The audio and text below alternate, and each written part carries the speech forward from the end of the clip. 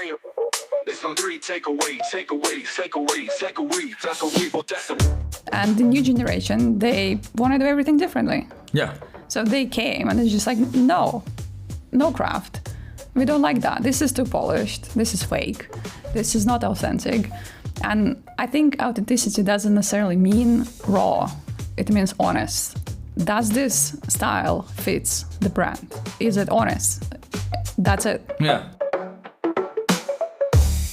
Welkom bij de allereerste aflevering van Three Takeaways. De podcast waarin we de toekomst van ons vak als mediamakers verkennen. Maar de toekomst, ja, dat is nog wel een breed begrip. Ja, en er zijn zoveel conferenties, werkgroepen, artikelen, boeken die je inmiddels kunt lezen om een beetje bij te blijven, dat wij ons ook wel voor kunnen stellen dat je soms even door de bomen het bos niet meer ziet. Maar daar hebben we hopelijk wat op bedacht. Ja, daarom willen wij in deze podcast wat meer grip krijgen op de materie. En dat doen we door aan de meest interessante innovators, makers, strategen en visionairs te vragen: welke 3 dingen over media-innovatie moeten we weten om klaar te zijn voor de toekomst? Ja, maximaal 3 dingen, lekker overzichtelijk. En deze week zijn we de hele week op de Dutch Media Week in Hilversum. En vandaag praten we met Tanya Ponomareva van Go Spooky. Maar laten we eerst heel kort onszelf even voorstellen. Ja. Ik ben Jolien, ik ben journalist, ondernemer en innovatiestrateeg. Nou, en ik ben Merlijn Passier en ik ben filmmaker, programmamaker en ik hou me bezig met media-innovatie. Maar nu naar Tanya. Tanya is Creative Director bij Go Spooky, een marketingbureau dat gespecialiseerd is in social media. Ze weet alles van AR, XR en hoe je technologie inzet om een verhaal te vertellen. En specifiek hoe je daarmee een jonger publiek bereikt. En dat is natuurlijk de heilige graal voor iedere media professional. Tanya, welcome. We're going to do this in English. Well, that's a lot of terminology in your bio. AR, Yes. XR. When is it really going to be relevant for me as a content creator? Thanks for having me, first of all. So it's nice to be here. Well, XR, it's a very broad term, but it's basically all about technology, and it's a mixed technology. And that's what we basically do at Go Spooky, and that's what I specialize in, different types of tech. It could be AR, it could be AI, it could be VR, so different domains. I had the opinion that it was dead already.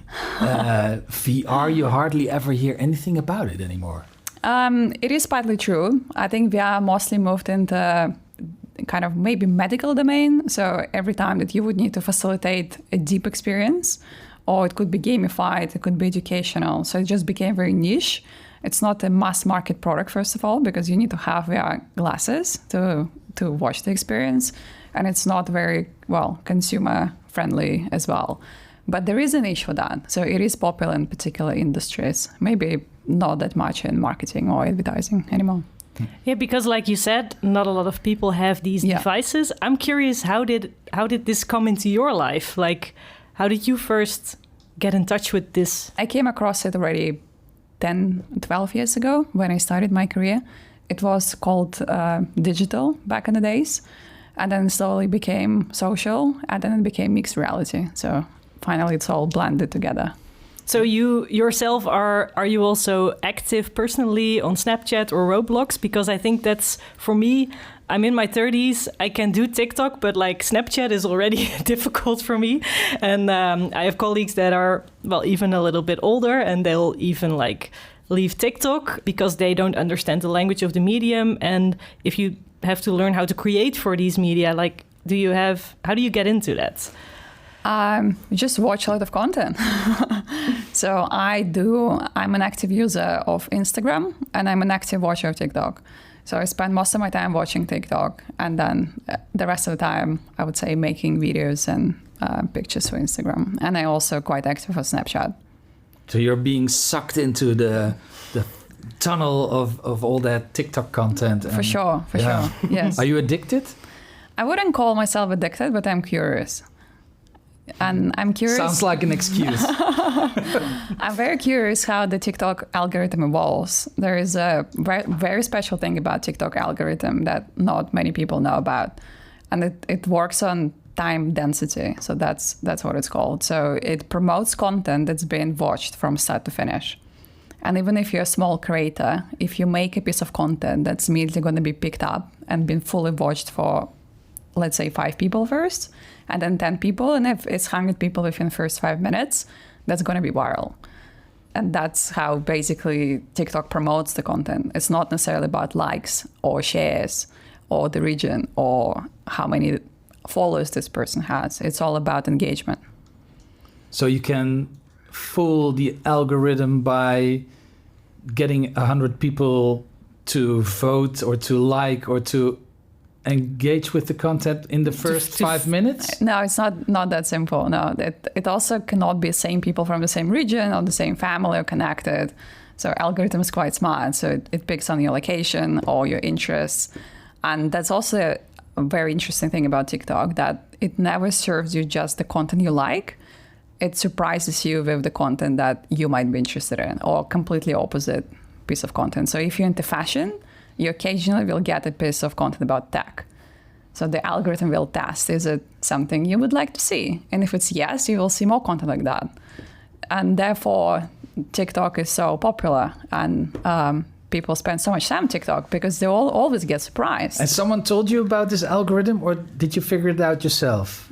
We work with TikTok, and we also work with Snap. So I attended a good amount of workshops and lectures, and I like to go to events to also listen about it. So That makes you the expert then, right? Yeah. Well, So what we're here for the 3 takeaways. Yes, I think we'll dive into this and how to create for these platforms in a bit. But let's start with your first takeaway. Brands need to treat social gaming platforms as part of their long-term content strategy to engage younger audiences. Well, social gaming platforms, I'm not sure everybody even knows what those are. What do you mean by them? Good question. So when we think about social, we think about TikTok and Instagram at the very best. Could be also ex-Twitter, could be another platform. But social is a broader term. It's where people interact, where they connect, where communities are. And the biggest social platforms, actual platforms like Roblox, like Fortnite, like Minecraft. There are 3.2 billion people play Roblox worldwide. It's 4 out of 10 people globally. Amazing, yeah. So 40% of the people are on these platforms. Yes. So out of every 10 people, we all know there should be 4. Yeah, there should be 4 playing Roblox. So I'm in the wrong I'm in the wrong bubble because I think I don't know them yet. It's all young people or young people. Aha. Yeah, mostly Okay. Gen Z, Gen Alpha as well. Yeah. Mm-hmm. Okay. Well, some millennials, obviously. Look at me.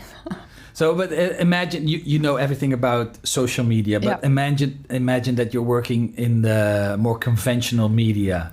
How can you implement the findings that you discovered in these last years in that kind of content?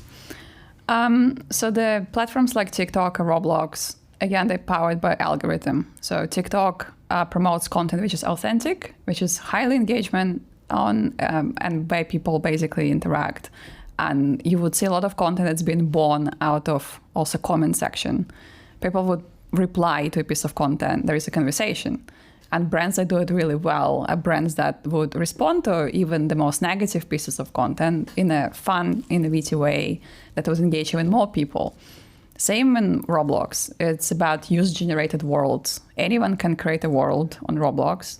Anyone can create an item.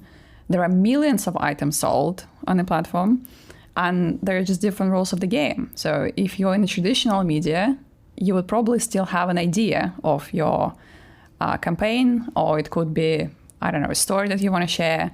And the question is, how can I share the same story in a way that's authentic for this platform, in a way that it works for this platform?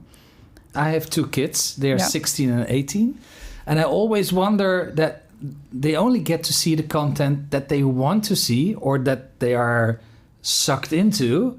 And they will never be surprised by a nice little TV show or a picture movie about a guy who's making clocks or flipping channels. Flipping channels. And That's what YouTube for. Well, but YouTube also has its own algorithm, of course. Yeah, So it does. the element of surprise is also something worth, right? For sure. I think it's just for many years we've been producing TV series without getting any feedback. So we never knew how people would react. We were just guessing. We were just guessing. I'm curious though, if we bring it back to your takeaway, Yeah.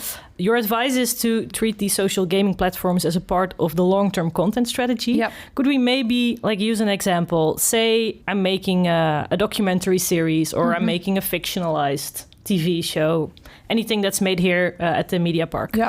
I have my budget. Most of it is going to be spent on shooting days, crew, all of that.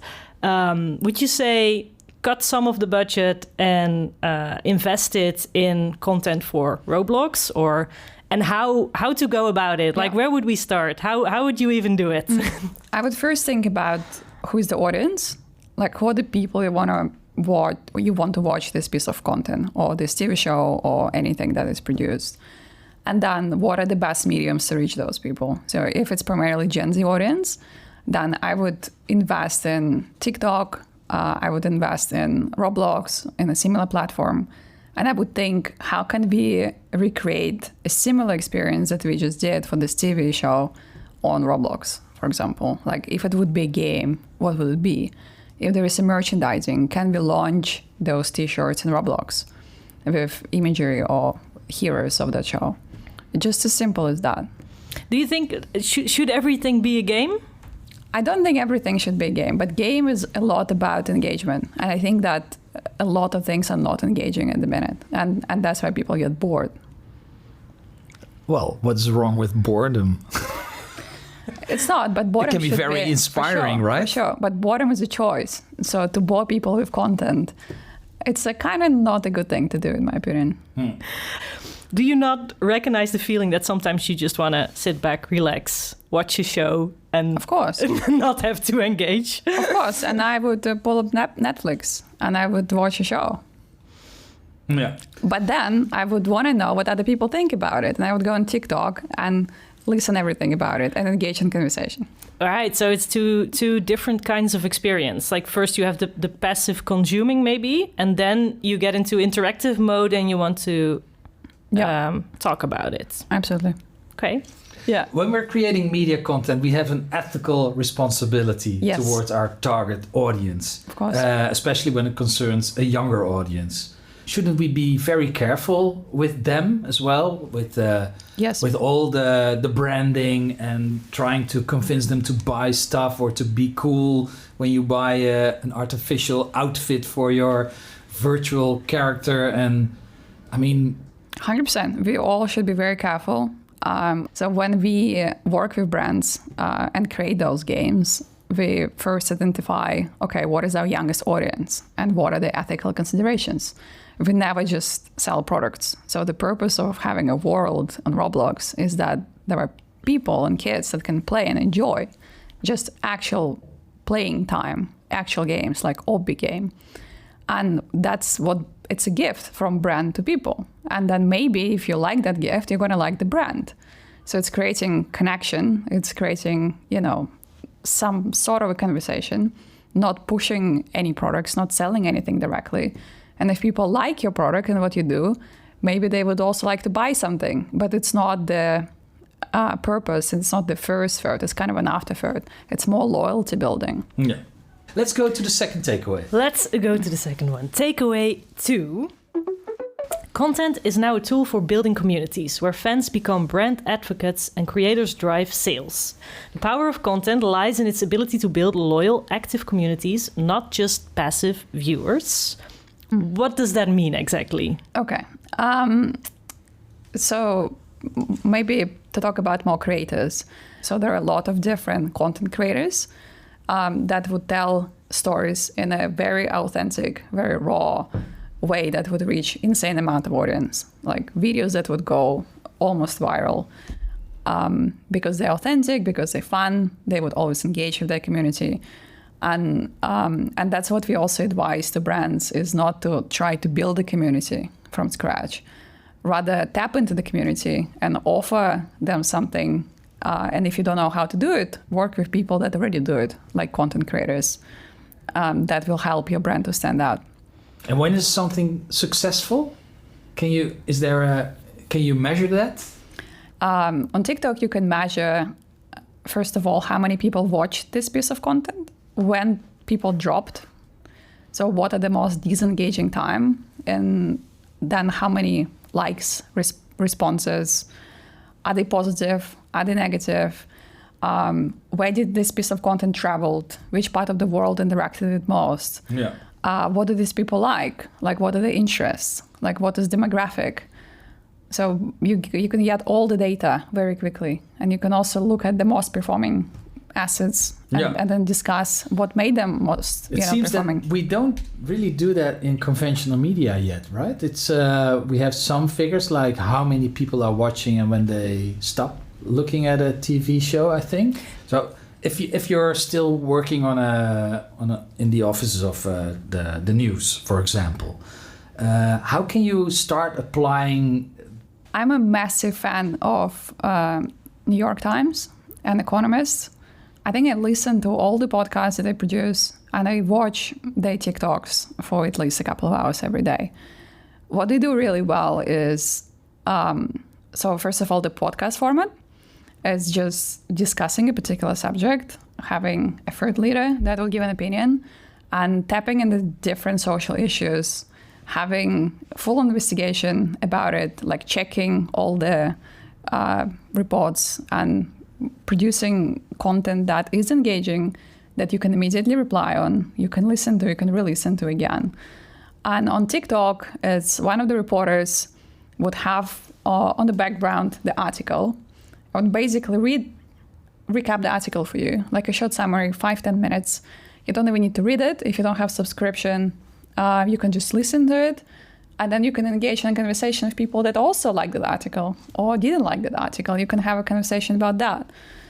I think that's where at least it's going in the US.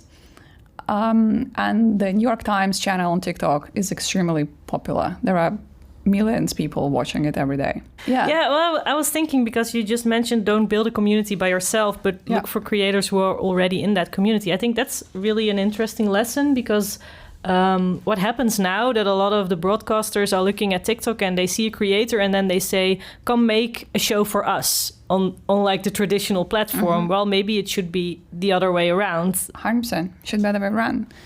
Also identifying the personas. We work with creator managers. We don't just, pick creators because they're popular. We're like, okay, what is the personality? What's the story? What's the character? It's like casting actors for a movie.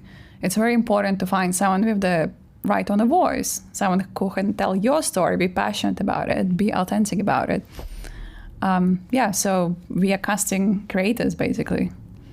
And they also become our film directors altogether. Okay. Takeaway number 3. AI is empowering a new generation of content creators, driving a shift in who can create and the quality they can achieve. I think we both are kind of trying to figure out how this works. We're experimenting a little bit with also AI video. We think it's hard, but we try. It is. And I'm wondering, because we see this happening. So what do you think are the consequences of this for people who make traditional formats now? And we are all a little bit in love with our like fancy cameras and our high quality stuff and the way we've been doing things for a long time. Yeah. And now this is happening. Mm-hmm. So now what? Do you know? Yes, I do. It's a big fear, not just for you guys, also for filmmakers, also for anyone from craft. What I believe you should do is not to be afraid of AI. So that's the first thing, or not to be afraid of non-polished picture, because it's not one or another. You in your talk, you mentioned that authenticity is very important for the consumer nowadays. But it also seemed that authenticity is equal to a lesser quality of image, that it has a gritty look. And I was wondering, why is that? Is it because it looks more authentic when it's gritty? No, it's just like fashion. Like everything goes in circles. So we millennials have been obsessed about purpose. So we've been talking about purpose. We've been teaching brands to become purposeful. We wanted to create meaning. We wanted everything to be crafty, craft beer, craft this, craft table, craft cable, craft jacket, everything craft. And it's been just too much. And the new generation, they want to do everything differently. Yeah. So they came and it's just like, no craft. We don't like that. This is too polished. This is fake. This is not authentic. And I think authenticity doesn't necessarily mean raw. It means honest. Does this style fits the brand? Is it honest? That's it. Yeah, that was a funny thing. I talked to a director who made a film, and he said his agency told him, "You should do something on social media and make a little talk about what happened behind the scenes and stuff like that." And he said, "Oh yeah." Then we put some lights here and said, "No, just film it with your phone." And he said, "No, just make it beautiful." And said, "No, don't make it beautiful because your audience doesn't want the lights. They don't want the camera. They want to see you with your phone in your hand walking on the street." Yeah, absolutely. It's amazing how fast this changed, right? It did. But it's not where it's going to end. It's just a spiral. It's gonna pass. Yeah. But it's fun now to try something different. Mm-hmm. Yeah. Because do you think that if something does have a high production value, it's automatically not honest? I would say it needs to fit for purpose. So high production value for a good movie, it is honest, right? Like that's how it should be. But for TikTok of 16 seconds, you don't need to have high production, right? Like what important is to tell the story in the most fun, engaging way possible. Gen Z and Gen Alpha, they want honest and authentic information. They do. And, Don't we all? Don't we all? Yeah, that's true. That's true. Because that's why we're investigating this, of course. Yep. So how should we handle this stuff? Because I wrote down, what should we do to stay relevant in the future? But it's not about that. Let the audience decide. Yeah, let the audience decide. I mean, why should I try to manipulate that? I mean, that's something that you do. No, well, a little bit. I would for say brands, but helping brands. Oh, you're helping. Yes, that's a good brands. one. Yes, helping brands. Okay, Tanya. Well, thank you. We should wrap it up. Thank you for your takeaways. It's a pleasure. Thank you. Dat was hem. Je luisterde naar een aflevering van 3 Takeaways, de podcast. Die maken we in opdracht van Media Campus NL. En dat deden we vanaf de Dutch Media Week, waar Tanya ook een van de sprekers was. Wil je meer weten over hoe je je als mediamaker kunt voorbereiden op de toekomst? Ga dan naar mediacampus.nl. En dan nog even onze vaste disclaimer. Deze podcast is geheel AI-vrij, behalve de tune, die hebben we gemaakt met Suno. Wil je iets kwijt aan ons of wil je bijvoorbeeld graag een specifieke gast in de podcast horen? Stuur dan een mailtje naar podcast@mediacampus.nl.